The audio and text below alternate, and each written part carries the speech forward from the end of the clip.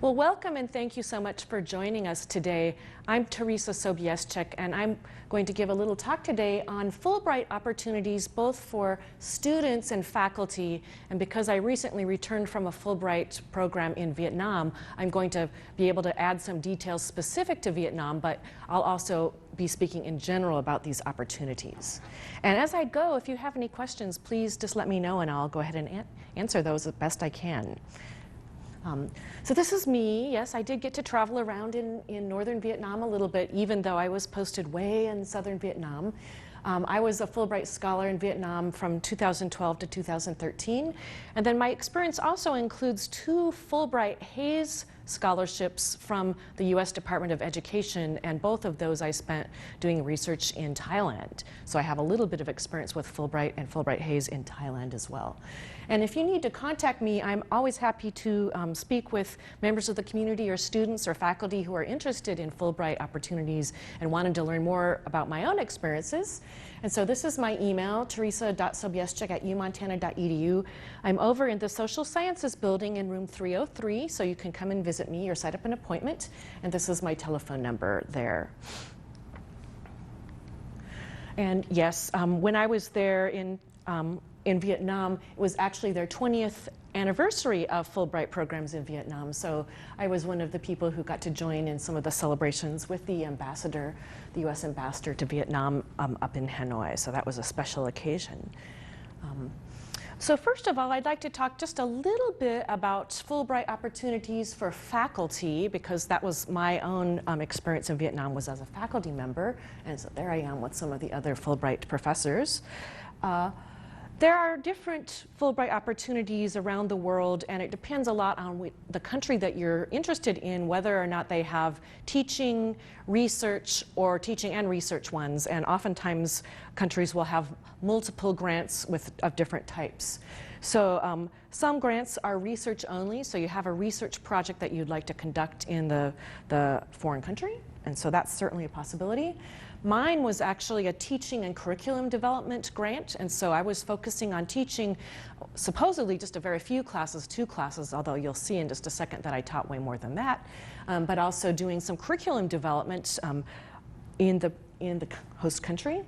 And then a lot of the grants actually combine teaching, so you're doing a little bit of teaching and doing a little bit of research at the same time, or maybe in different months. And I think that all of these are really valuable. It was a little bit unusual in Vietnam to have somebody teaching because of the lack of English skills. And so maybe at the very, very best universities with the very, very best students, they could understand English. But at my university, no one could really understand English, even professors. So it was a little bit of a challenge, and I'll talk more about that in a second. So my project was teaching and curriculum development, and it was focused on sustainable development. That was one of the goals of the US Embassy in Vietnam the previous year. So they kind of actually sent me a little email and suggested that I apply under that topic under a specific grant number, and I took that as a good sign that maybe if I applied I would get one. And I actually chose one of the universities that University of Montana has an exchange relationship with, which is Gan Tho University. I know it looks like Can Tho, but it's really Gan Tho University in southern Vietnam, because I was thinking that maybe the university exchange would help fund my program, as it was actually the dean of the College of Arts and Sciences, Dean Comer, helped fund and support my salary while I was gone, because the salary was a little bit lower. And you can get a sense, I was a Peace Corps volunteer, so I like kind of rural settings, and so every now and then I could sneak out to the rural areas, and this is actually a footbridge across a canal in southern Vietnam. So theoretically, for my program, I was supposed to teach 2 classes for the entire year, so just a total of 2, but actually I ended up teaching about 8 classes. So some of them were a surprise, ones that I hadn't agreed to teach before I got there, but were just given. And if they had their way, they would have had me teaching about 10 English classes, but I am not an English teacher, I'm a sociologist, so it was a little bit difficult. But I did teach agricultural English, graduate research methods, undergraduate research methods, graduate rural sociology, something that I called English Club as a way of making it more fun, so that it didn't seem just like English grammar. And I taught that both terms. And then I also had an English language film series where I was showing a lot of films mainly related to sustainable development, and then working on the vocabulary and translating it and discussing it with the students. So here are some of my students. You have to love Vietnam because they actually have a Teacher's Day where they come and honor you and give you flowers. So that was really fun. And so yes, English language film series, and you can see a few faces maybe in the back that look like they're a little bit American, because I actually invited other American students. We had a Fulbright graduate student researcher on campus, and that was her husband. You can see him sticking out. I think that there's a Danish exchange student in the back too. So we kind of used it as a chance to exchange culture a lot. I gave a little award for people who dressed in their Halloween costumes, and I was one of the only ones who dressed in a Halloween costume.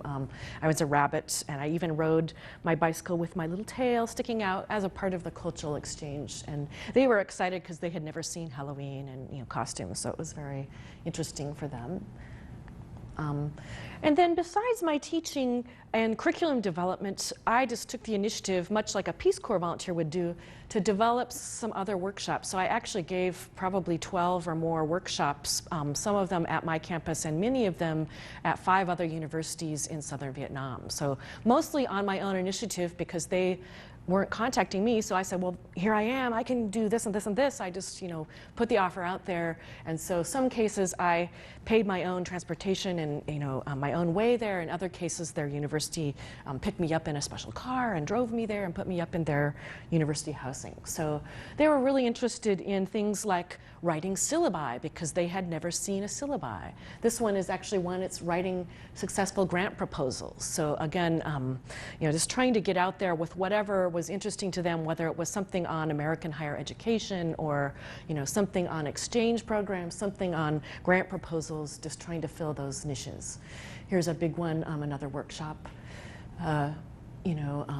Again, this idea about teachers teaching in a dynamic way and having good interaction with students and dynamic assignments as opposed to just rote memorization was something new and something that at least some people were excited about. Also, while I was in Vietnam, I took the time to get in touch with the University of Montana folks, and here's one of them, Professor Dan Spencer from Environmental Studies, and I knew that he was leading a trip down to southern Vietnam, the Mekong Delta, and including some time at Gan Tho University where I was. So I arranged a couple of events with some of my students and some of the University of Montana students, which were really fun. One was a giant dinner party where we just took over most of a restaurant and had mixed tables at the restaurants, doing our best to speak in English. And then I had asked some of the University of Montana students to bring with them some vitamins, children's vitamins, as well as some heavy-duty, even used toys that we could donate to an orphanage. So one day we took a trip out to an orphanage where I'd been volunteering and left those toys and vitamins because really you just could not find multivitamins for kids in Vietnam, and you really needed them because many of the children at that orphanage were stunted, and so they were very, very tiny, like maybe half the size they should have been for their age. So very important. And I heard from Dan later that these meetings were some of the most fun that the University of Montana students had. And this is just a little picture of Gan Tho. It's famous for having a floating market, and so where you could buy fruits and vegetables, come up on your boat and buy these fruits and vegetables. Sometimes it's interesting for people who are thinking about going abroad, whether you're going as a student or a faculty member, to think about where you'd be working, where you'd be living. So I wanted to give you a few shots of my university. This is actually my office building, one of the newer buildings on campus, but I liked it because we were surrounded by rice fields, because part of the goal of the Mekong Delta Development Research Institute was to save those many thousands of rice varieties and then every few years replant them so that the seeds would remain fertile. And so we had the seed repository, which is part of sustainability. And here's my rental house. It was actually kind of a row house in the town that I found. It's actually, I found out later, was the second home of my big boss. And one of the reasons why I love this house is that there's my beautiful tree, but then here's my big boss's wife, and she cut the tree down before I got in there because she was worried about safety, that she thought that people would use the tree to climb over. So in any case, they cut down my beautiful tree, but they really helped me find this house, and the rent was very, very reasonable. I rented it furnished, and so you can see, you know, my bedroom and, you know, my living room. And one of my colleagues liked to make flowers, so she's trying to teach me how to make silk flowers. My living room, again, so it's a very nice lifestyle with air conditioning and, you know, quite livable.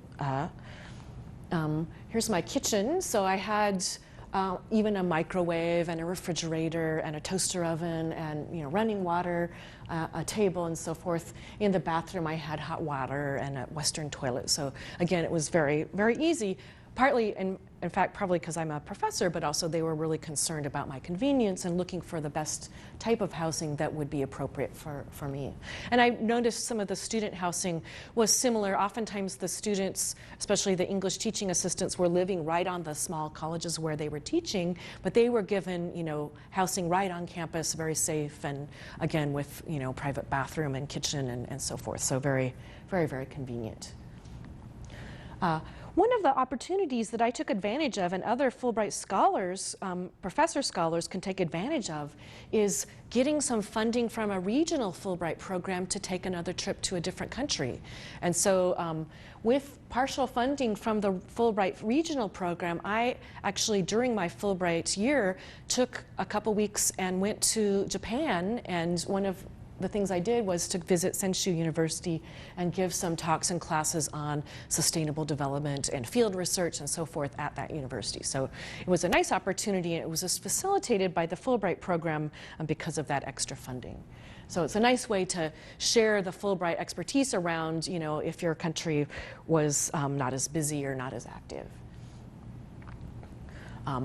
Something about the two of the main Fulbright student programs. There are actually many other ones, but I'm just going to talk about two of the main programs because these are the ones that are attracting most of the candidates. The first is the English Teaching Assistants Program, or ETA program, and the second is the Student Researchers Program. So let's take a look, and this is actually a student researcher, not in Vietnam, but in Cambodia, and her research is having her interview some of the Buddhist monks.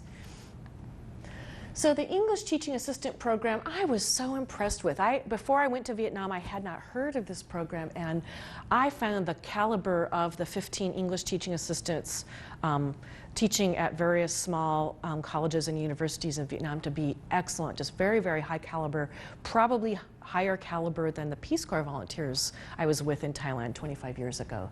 A lot of these students, she's actually a poet with a master's degree, a lot of them were actually pre-med students. I don't think that any of them necessarily had an English major except for the poet, but rather because they were native English speakers, they were attractive candidates to do the English teaching. And so they, of course, you know, were busy during most of the year teaching at their schools. So they were teaching or helping to teach English classes and helping to develop some curriculum. In the Vietnam case, they were actually focusing on the language classes or the conversation classes more so than the grammar classes, because actually probably the Vietnamese teachers are better explaining English grammar than are the Americans, because we just do the grammar and we don't know about it. So they are doing a lot of helping teach classes. And then I should just point out that the level of assignment and destination country language proficiency depends on the country that you're going to. So some countries don't have you teaching at the university level. Other countries may have you working at the elementary or high school level. In Vietnam, though, in particular, they had you at the small university level because that was where they were trying to get more of the students be ready to either study abroad or be ready to enter a bigger university. Also, some countries require language proficiency in the destination country's language. For instance, Spain requires you to be pretty fluent in Spanish, so do most of the Latin American countries. France requires at least a working knowledge. The really difficult languages like Vietnamese, Thai, some of the Belarusian or interesting languages in Eastern Europe will not require any proficiency at all, because it's so difficult for us in America to even be able to study those languages and get proficient before we go. I believe that probably he is actually of Vietnamese American descent, and so he actually could speak some Vietnamese. So, but he was the only one of the group of 15 who could speak Vietnamese before they left. And they gave them some language training. In Vietnam, the program was 1 month of training, both language training, but also training in how to teach a class. What about conversation exercises? What should you do? And then they serve for 10 months. But it really kind of depends, I think, on the country. The schedule will follow the academic schedule of that country, so it will vary from country to country. So some of them actually appreciated that it was only really essentially an 11-month program, as opposed to something like Peace Corps, which is really almost a 2.5-year commitment, or 2 years and 3-month commitment. So this is a much shorter commitment. Yes, some time to sleep, of course, and they're fascinated by the interesting Vietnamese food. I have to say, this guy in particular was super happy because I came from a bigger city and I brought cheese with me in my bag to serve them, and they hadn't seen cheese for months, so they were really happy.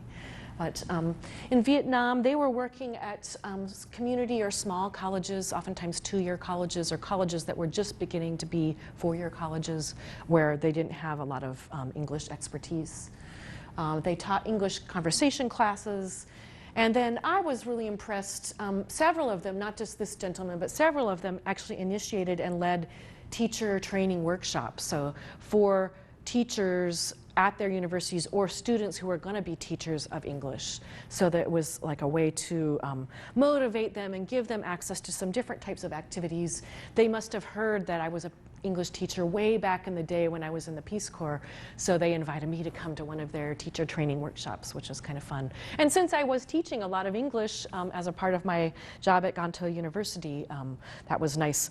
In fact, I had written a series of pretty easy English language articles on sustainable development for my students in my agricultural English class, so I shared them with all of the English teaching assistants around Vietnam, just thinking that maybe they could use something that was written in a little bit simpler English with, a more limited vocabulary. And again, I really enjoyed meeting them. We got to go to a lot of the same events or training events, both opening trainings, but also mid-year trainings and closing trainings. And so we got to travel a lot, and sometimes we got to overlap with some of the English teaching assistants. You can see them, for instance, at the big reception for the 20th anniversary of the Fulbright program. Some students actually do not go as an English teaching assistant, but they actually go to do research. And so there are various Fulbright research grants for students. I'm going to talk about the main one, but there are some special ones, and so you'll have to look those up on the website, which I'll share with you in just a second. But the Fulbright research grants for students are both either for graduating seniors, so you're going to be graduating, so it's kind of the year between your undergraduate year and your master's degree or your PhD program, or it can be for graduate students. The ones in Vietnam, actually the graduate students were all getting their PhD, but there were a couple that were in the in-between time, between undergraduate and graduate school. And I think one thing to, as you would expect, is to get one of these research grant proposals, you have to have a really strong research proposal. So probably you could work with either your thesis or dissertation committee, or if you're just a graduating senior, you could work with one of your advisors at your old school to develop a really strong research proposal that will be both something that you could be sharing with the destination country where you're trying to get a Fulbright to go to, but also that would be beneficial to your own academic training. So for instance, here's Ashley. She was the one that was posted at Ganto University. She was earning her PhD at Duke University, and the project that she had was researching particular ways of dealing with sewage and toilet water, which Vietnam has a big problem with, so ways to treat it using plants, so using kind of a natural filtration system. So Fulbright was really excited about this because it seems so relevant to Vietnam. So it's great. By the way, she's holding a cake in Gantou. The thing to do for birthdays was to get a cake, and one of the shops made cakes that look like you, so you could see that the cake has glasses and curly hair just like she does. Another thing, again, it depends on the country, but oftentimes you have to have an affiliation with a university in the country where you're applying. So again, your advisors, whether it's your thesis or dissertation committee or one of your academic advisors or other contacts you have, old professors, could help you get that affiliation. In some cases, actually the Fulbright office of the destination country helps you arrange that affiliation. So yes, she had an affiliation. She wasn't in my institute, but she was just down the road in ecology department. So that was good for her. There are lots of benefits if you're going as a student or as an English teaching assistant. So all of these would be student grants. These include things like round-trip airfare, which would be useful because you didn't have to pay it out of pocket. So they get you to the host country. They, of course, once you're in the host country, cover the room, board, and other costs, travel expenses and stuff that you would accrue. They, of course, base this on the cost of living in the host country. So it may seem like you're not getting very much money, but you're getting enough to live at the standard of living of another university teacher or a university researcher. And in fact, probably a little bit better than those types of people. Comparing it to the Peace Corps, I find that the salaries that Fulbright got were way, way better. So if that says anything. Also, of course, you get accident and sickness health benefits, and they would medevac you back to America if you had trouble and so forth. Like I said, in Vietnam, they were transporting people both to their sites, but also to all these different trainings and midterm sessions and end of service sessions and stuff. So that was a way to travel and get to see some of the country. Some countries, it varies by country, but some Fulbright countries, the grants for students also might include book and research allowances, especially if you were there as a researcher. The midterm enrichment activities, like I said, we got taken to a mountain resort for some fun and meetings.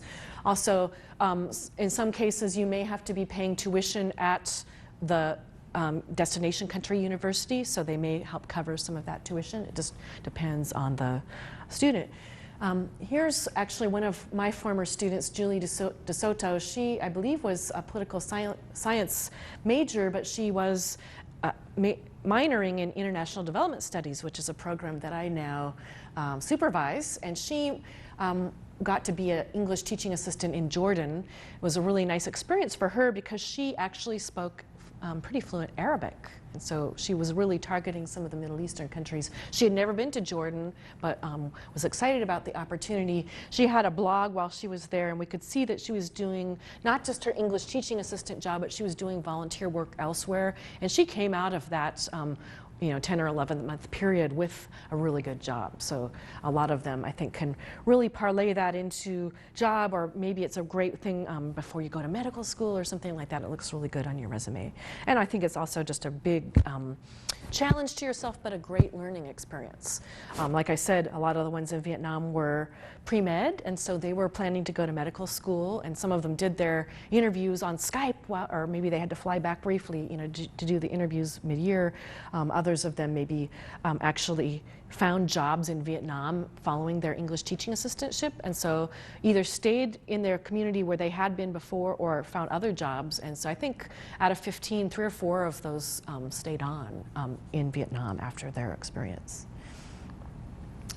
Fulbright student programs, again, varies by country, but they're generally 6 to 12 month grants. So in Vietnam, it ended up being a total of 11 months, 1 month training, and 10 months of service. You have to be a U.S. citizen to apply for these particular ones. So if you're here on a residency permit, well, we're so glad you're here, but unfortunately you can't apply for a Fulbright, this type of Fulbright. And then again, especially for the research ones, but for some of the countries for the English teaching assistants, you have to have some of the language experience. So they generally require sufficient language proficiency to carry out the project. So some projects may be more quantitative, or like Ashley's was dealing with building these, trenches with different filtration systems and then planting native plants in them, so she didn't need a lot of language. So she didn't actually need language.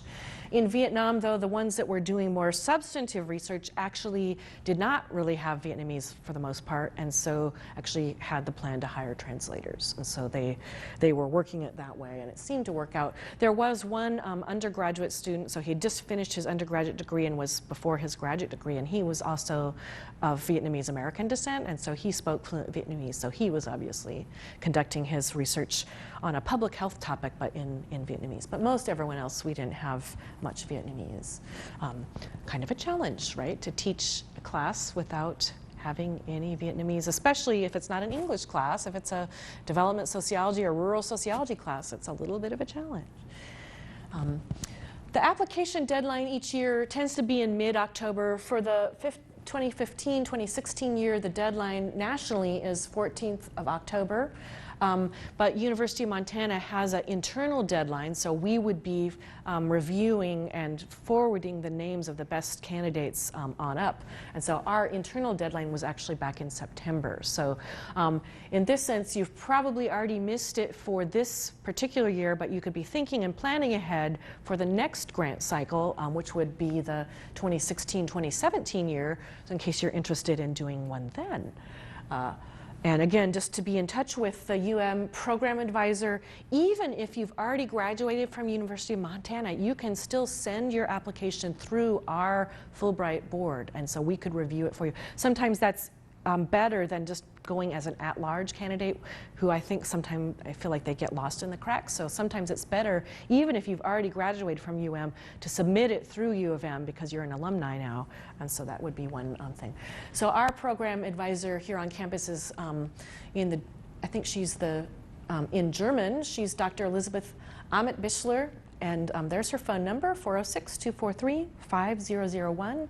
And there's her email address. So she's a great contact, better than me. She'll know all the ins and outs and special recommendations for applicants. I would note I did serve on the U of M review board for Fulbrights one year. And it was so interesting, but especially for the student scholars, the one that were going to do research, the committee that reviewed them actually had really, really good advice on ways to make their grant application stronger. So we were thinking that they were good for U of M, but on a national level, they may not have been good enough. So we gave them lots of recommendations of things to change or revise so that they would be more competitive on a national level. And that year, I can remember in particular 2 of my former students who did get the Fulbright. So really, really was helpful advice. And here's the website. So if you wanted to research any of the student programs, this is the State Department website, and that's a great resource because the details I'm sharing with you here are just some of the highlights, but there are a lot of details here on this website. So it's http://exchanges.state.gov/us/Fulbright-US-student-program. So those are really great websites. And really, the Fulbright can take you around the world. So important for intercultural exchange, but can be important just in terms of your own personal connections. You may be working with and meeting people or staying with people that then become your lifelong friends. So really, really, I think, valuable programs around the world. One thing I should just note is that once you're in the Fulbright program, at least in the Vietnam case, and to some extent in the Thai case, we really hung out together. So even if you were a student versus a professor, we had a lot of time for exchange, and we would plan trips to each other's sites to visit on the weekends, or, you know, I want to take you to a special restaurant, or if I had a special event I was planning, I would try to invite people along. And actually, I was a little bit better than most everyone else in Vietnam because I had crammed in a year's worth of college-level Vietnamese into a 10-week summer program before I left, so I had at least a little bit of Vietnamese. So, for instance, we got to go up to some ethnic minority villages in the north, and so here we're tasting, you know, some interesting drinks. And this is a professor, and then this is the a student, so that's interesting. These guys, I remember this is our first trip to Ho Chi Minh City, the big city of southern Vietnam. It used to be called Saigon, so maybe you've heard of Saigon. But again, just taking them out, experiencing the city and the culture, and if they were a little bit nervous traveling, I could help them with the travel arrangements. So that was a nice exchange. I was really excited to not just go to the English teaching camps, but also to arrange some events. And as I arranged the events, I made a special effort to include the other Fulbright students. So this is me, and then these two are Fulbright student researchers, student scholars, and then that's the husband of one of them. And then this guy at the top, looking kind of mischievous above me, is actually an English teaching assistant. So we knew we were going to such and such a province, so we arranged to even pick them up, so that they could come with us, and even, put them up in a hotel with us, because it was fun. So this particular group is the Delta's Youth Alliance, headed by my teaching assistant, Dang, but it took us about 6 months to arrange a trip to rural Vietnam in part because of the difficulty of getting Westerners to be able to even go to rural areas. So finally we got to go to the rural areas. So since we had arranged it, we made sure that everyone could get along, and Dong did all the paperwork. And then we actually led a whole field day, including a toothbrushing demonstration, but then also we had a lot of races, so we're lining up the kids to do some races, and got to have, the kids got to win candy, but then they also won toothbrushes and big things of toothpaste, so that they could, hopefully take advantage of the toothbrushing lesson. So that was really fun, just because it was so hard for us to get out into the rural area, especially for me, but for the others as well, because of Vietnam still being a communist country, and they were kind of tracking our movement. So this was a nice opportunity to get out to a little visited province and see the grade school kids. Another great opportunity that the Fulbrighters in the Southeast Asia region, at least, got to participate in was a regional Fulbright conference held in Bangkok. And so every year they were rotating the city where the regional conference would be held. And for both faculty and student scholars, we were invited to attend this conference and present papers at the conference, but then also had our airfare and hotels paid for. So it was like a little mini vacation to Thailand. So a lot of fun. Really just an amazing thing, both to hear about what others, especially students, but hear what other students or professors were researching in the region. But then also, it was an amazing evening because the director of the Fulbright program in Thailand arranged for us to have a big celebration at a palace. So this is actually photos from Payatai Palace in Bangkok, one of the old royal palaces, with really, had to get special arrangements to go in there. And it was just a over-the-top evening with, Thai dancing and string tying ceremonies, fruit carving stations where they were teaching us to carve fruit and to make all these different foods. They had a shooting gallery. They had a live jazz band with dancing out on the lawn of the palace. I mean, it was just, really, really very, very memorable. And in fact, some of the ones from Vietnam, but then I actually invited someone I knew from my Peace Corps days to come with me to this palace. And then she was so interested, one of the researchers was among, so we have to have a picture with her. So it was just a really amazing experience. This is someone I worked with when I had been in Thailand before. So this is the director of the Thai Fulbright Commission. But just at that ceremony, it was just a really amazing evening. And so we did get out and about quite a bit, either on our own on the weekends or also for the various meetings and training sessions that we had for the Fulbright. So that was a great opportunity. I think no matter where you go in the world, you'll get some opportunity to travel and just experience the culture and the sites and meet new people at the various places that you visit.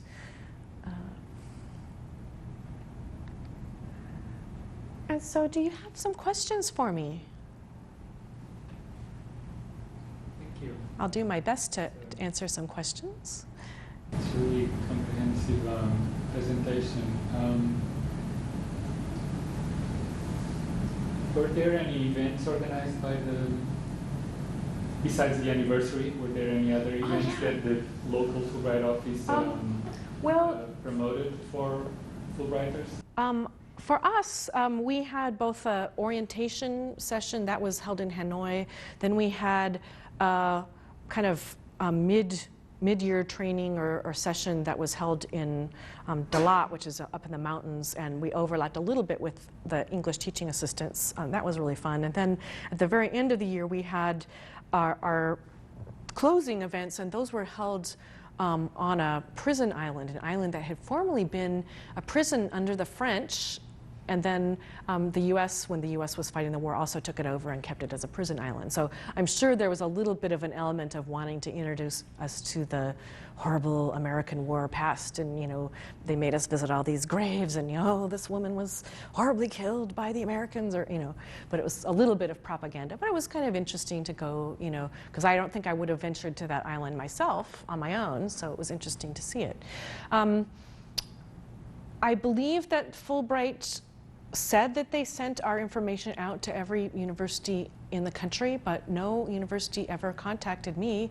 So that's why I started to arrange my own speaking engagements at 5 other universities. And actually, I also contacted it's part of the U.S. consulate in Saigon or Ho Chi Minh City. It's called the American Center. And so I contacted them, and I was able to give a couple of talks to the mostly to people from Saigon, but that was nice because their English was a lot better. So those talks were fun because one was on women's status in America, and then the other was on applying for study in America. So I could talk up UM and talk up some other options for them to study in America. So those were really good experiences. Like I said, a little bit difficult for me because even though I had had that year's worth of Vietnamese, I mean, that's not enough Vietnamese to really lecture in, and so I really had to go with a translator or have somebody just on the spot be my translator, except for those couple of times when I was able to speak in Saigon. So, yeah. Other questions? Yeah. So, from the student perspective, if you were doing research where you needed some of the language skills, what would be your recommendation as to what the skill level should be? Yes, it varies so much from country to country. Again, some countries don't require any. It just depends. If you can work it that you could actually hire a translator, then you wouldn't need any. But I think any country where Fulbright would serve would appreciate any level of language that you had. And I have to say, because in Thailand I am fluent in Thai, it's way easier. It's much easier to do my research because then I don't have to filter it through someone else's ears and mind. Like I can say what I mean. I don't have to have someone else say it, and they may not be translating it exactly as I'm saying it. So I think that's important. But even they were just so happy if I could say a few phrases or just any little thing, in the language. So again, depends on the country. If it's a country where it's easy to study the language in America, maybe Russian, Spanish, French, German, even Arabic. Those they would probably expect some expertise if you're going to do research. But other countries, they realize that we don't really have an opportunity to study the language, so it's difficult. I may take a minute to just plug. They do have some different institutes in the summer that really intensively teach language. So where I studied Vietnamese intensively was at the Southeast Asian Summer Institute that's held every year in Madison, Wisconsin. And so I was able to do that year's worth of college Vietnamese in that CIASI Institute. And there were many students and a few other professors who were doing various Southeast Asian languages there. So that was a great opportunity because we don't offer Thai or Vietnamese here on this campus. So it's nice to go to one of the other institutes around in America and have that wonderful contact with professors and other students who then can become your lifelong contacts in that countries or area studies specialization. So, yeah. You mentioned that you have to be a U.S. citizen in order to get the Fulbright. For these specific programs, but of course there are Fulbright opportunities for people who have different citizenship around the world. Not quite every single country, but most of the countries in the world also offer a program for students, professors, sometimes even administrators from those countries to come to America than to study or to do a research project or even to teach. So really great opportunities for people who have citizenship other than America. And so you could look, again, on the main Fulbright webpage and find out more about those opportunities. But those are great. And certainly here on campus, we've enjoyed many contacts, some of our current workers here at University of Montana, but also we've had various visiting professors and researchers coming from different countries, even students, through the Fulbright program that have really been an asset to our classes and to our departments, and fun engagements going on. For instance, in my department, which is sociology, my colleague Becky Richards did a Fulbright recently to Finland. And then in return, at the institute where she was in Finland, she met someone, and then she got that person to apply for a research fellowship through Fulbright to come here. And so it's kind of these interlinkages that I think are really wonderful, because you can start developing, it's not just one time, but then you have these relationships that then can be used to further other people's contact. Yeah, great, yeah. Please, yeah. What about the naturalized citizen? The natural. So if you actually have changed your citizenship to being America, then I believe that you could. Because think about those Vietnamese American kids. I think some of them may have actually been born in Vietnam, but have since they came to the U.S. as refugees, and then since got American citizenship. And then they were particularly attractive candidates to go back to Vietnam because they may have had some of the Vietnamese language that most of us in America don't have an opportunity to study.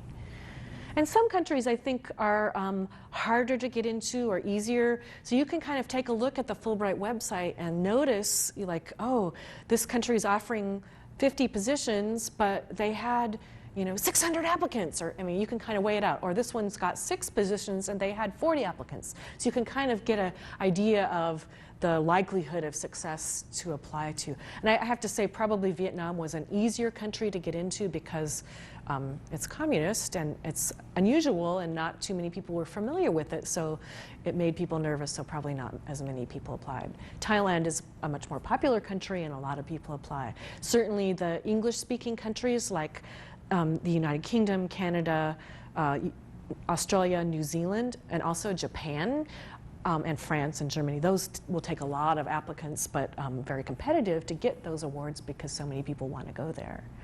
So, and I have to say, even though I was not an expert in Vietnamese and had never been to Vietnam before, it was really interesting. And sometimes they give preference to people who have little experience in that country because they're trying to open your eyes so that then you could add that to your research agenda or your teaching or what have you. Other questions? Would you like to hear a little bit about challenges that I faced in Vietnam?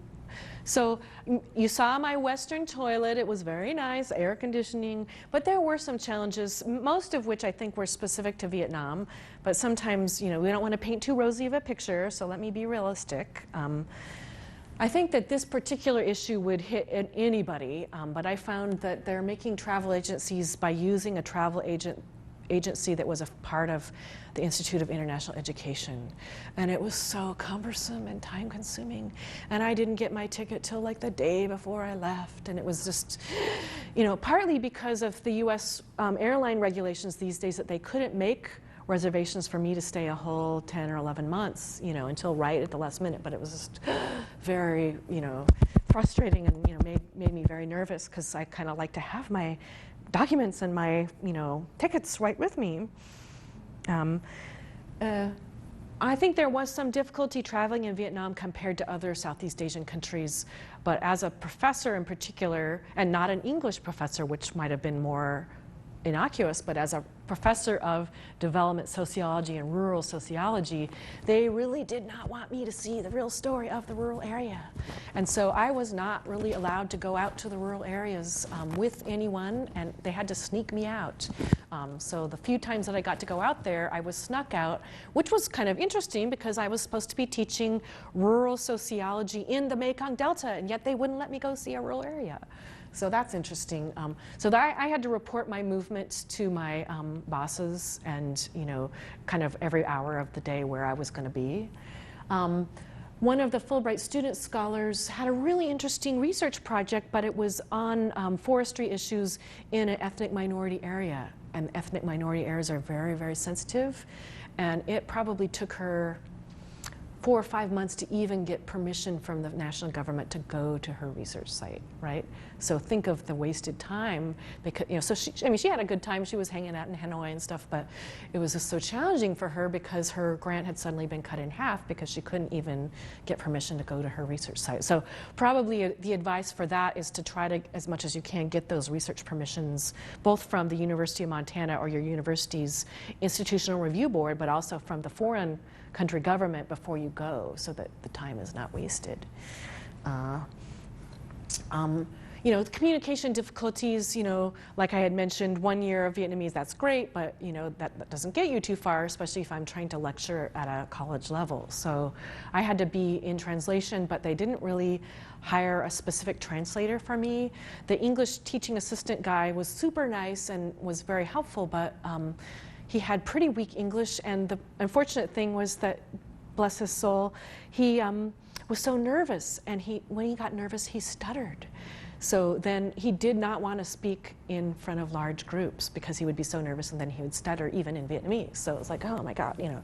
So this was not good. So sometimes I actually had to hire my own translators or recruit friends to serve as translators, or go to these universities and like somebody's got to translate just on the spot, but it may be that they have to get the best English speaker from the whole university to do that. So that's a little bit of a challenge. I think especially for professors, maybe not so much for students, but for professors, that was a challenge. And I think that that reflects the experience of other professors as well. For instance, one lady is a law professor, and she found in Saigon, even in Saigon at one of the best universities, that her classes were largely French students because they were the only ones who had the best English, you know, English that was enough to understand her lectures in English. She didn't have a translator. So, I mean, that's kind of interesting. The censorship, so I often had to submit my lectures in advance and have them cleared, and was told to cut things out, or even for classes I was told what I could cover. So for instance, I'm an expert on sustainable coffee, and a lot of coffee is grown in the central highlands of Vietnam, but those are also where the ethnic minorities are. So I was told that in my class I could not teach about ethnic minorities or coffee. And so like, but I'm an expert on these issues. Like, so it was a little bit of a challenge, just from an American perspective, because we're used to free speech, right? So it's like, oh, I mean, I can't talk about this? You know, it was just a little shock, I think. The heat and humidity, so of course, silly me, I should have picked to go to Finland or Switzerland or somewhere, but of course Vietnam is very hot and humid, and especially where I was about 95 degrees and 95% humidity every day. So it's like walking into a wall of heat. And I was just like a sweaty mess all the time. I mean, like literally I would bring clothes to change into at school because I would be so sweaty. And I had to take taxis to the school because I didn't want to go to my lecture just dripping with sweat. So, I mean, something to think about where you're applying to. Can you stand the conditions? You know, I was used to Thailand, but I have to say southern Vietnam was even worse than Thailand. So that's something to think about. Who was to know? Like Peace Corps volunteers, we all love to talk about the parasites and worms we got. I just hadn't thought about getting worms in Vietnam. And then I was having some conditions like for months and months and months. And one of the English teaching assistants said, well, I know what you have. You have worms. You need to deworm yourself. So then I dewormed myself and I felt much better. But I mean, it was just like unexpected to think about worms. Little issue with bribery. I was not so much hit by the issue of bribery, but I showed you the picture of Ashley, who was the girl with a cute cake. It was a little bit interesting, and I think that Fulbright in Vietnam is going to be really careful about working with Gan Tho University in the future, because poor Ashley was asked for a $60,000 bribe to do her research, to touch any of the equipment in the department that had agreed to host her. And so in an American sense, and at Duke, you know, she was thinking about this, you know, if we accept someone to work in our lab, then we would, you know, part of that is that we would pay for the overhead. So this was essentially, you know, probably, you know, $300 to actually use some chemicals in her experiments, but mostly it was a big bribe to go with a person who was her quote-unquote sponsor and her liaison with Fulbright. So we actually got the Fulbright head to go down there and try to negotiate it. He negotiated the bribe down to $1,000. So that's much more reasonable, but still think about it. I think that she got as her living allowance $11,000. So 1,000 is still pretty significant, right? So, but much more doable than 60,000, which was just ludicrous. So, the Fulbright could help you negotiate, but I think that that's something that's particular to Vietnam, or particular perhaps to communist countries or something like that, but not. I never ran into that in Thailand. Compared to Thailand, which I have some experience with, and just in talking with all of us and even talking with some of the embassy officials, we found that the Hanoi Fulbright office was fairly inefficient, just very, very slow and not very responsive. But again, that's particular to Vietnam, I don't think that's the case in Thailand, and it wouldn't necessarily be the case anywhere else.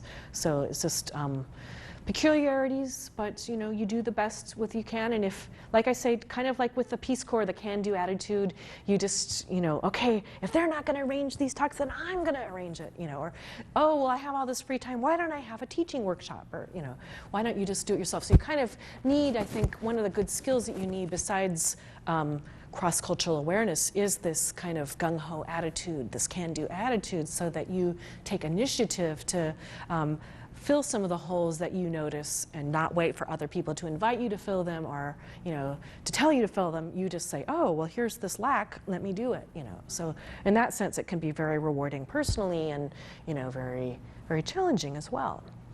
Questions, worms, bribery, anything fun? I just wanted to share a beautiful sunset in Gan Tho over the canals. It's actually the end of the Mekong Delta with 9 different rivers splitting off from the Mekong and going out into the ocean. And so this is one of the ones, many of the rivers and canals run through Gan Tho, but this is a beautiful, beautiful sunset, and got to enjoy those nearly every day. So thank you very much. And again, please contact me if you have any questions about the Fulbright for faculty or the U.S. student Fulbrights that I talked about.